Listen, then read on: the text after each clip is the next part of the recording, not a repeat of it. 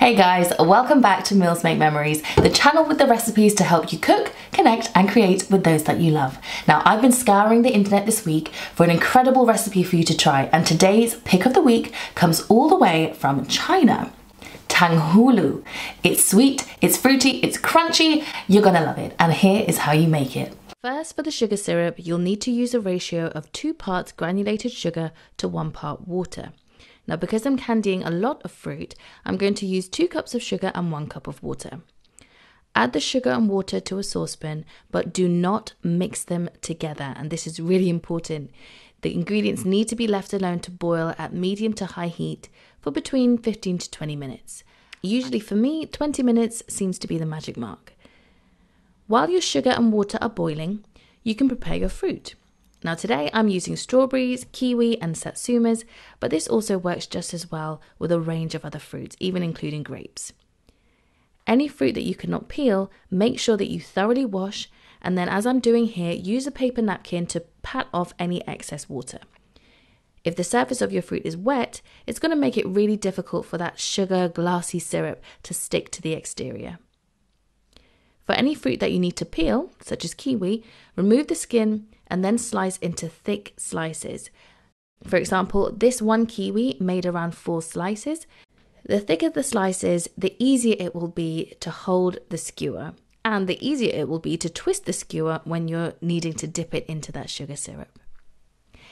Before skewering, remove the tops of the strawberries and then begin to thread your fruit onto each skewer. Now, traditionally, this Chinese sweet snack usually has an even number of fruit on each stick. So today I'll be working with pairs or groups of 4 on each stick. For larger fruit, such as the satsuma, I'm threading it onto 2 skewers so that it has a bit more support, and the same for the strawberries. I found that when I put around 4 on a stick, it got really heavy and it was a lot harder to move around when applying the syrup. So I like to use 2 for greater support.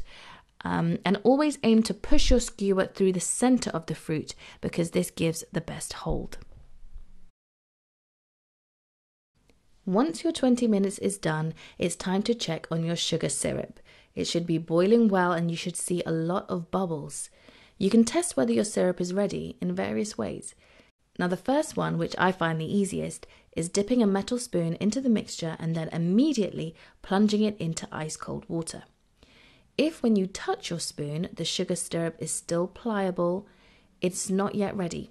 As you can see, mine needed to boil for a couple more minutes, and now you will notice that there are lots more bubbles and they're very frothy in appearance. That's another sign that your mixture is ready, and the bubbles will start to move a bit more slower. At this point, you don't want to see any browning of the mixture because that will mean that the sugar is starting to burn. So once again, I'm going to do my spoon test. I dip it into the mixture and then plunge it into the cold water. And unfortunately, my camera did not want to focus, but you would have seen that when I touched it, it was completely solid, and that is what you want.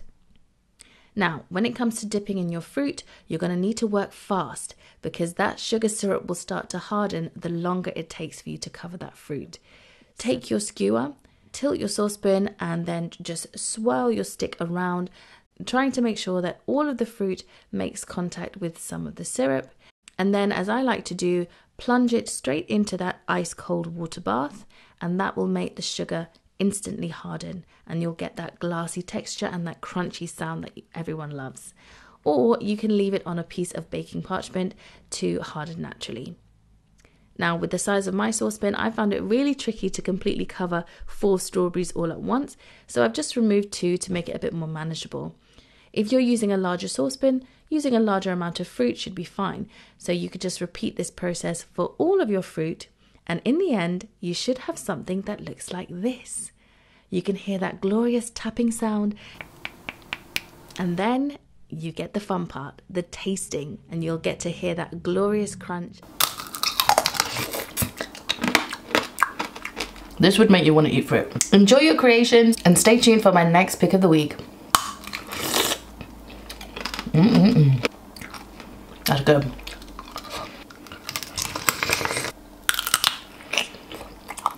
I think this one is my favorite.